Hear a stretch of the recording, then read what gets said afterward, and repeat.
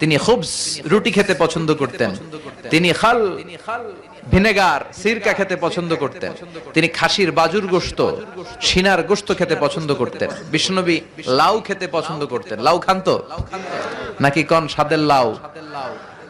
বানাইলো মোরে, আগা খাইলাম ডোগা খাইলাম, এগুলো বললেন না। বিসমিল্লাহ বলে খাবেন, খাওয়ার পরে কি পড়বেন? আলহামদুলিল্লাহ। লাউ খেতেন বিশ্বনবী। মাশরুম খেতেন। মাশরুম চিনেন? এখন ইদানিং মাশরুমের স্যুপ পাওয়া যায়, এটা চোখের জন্য বেশ ভালো।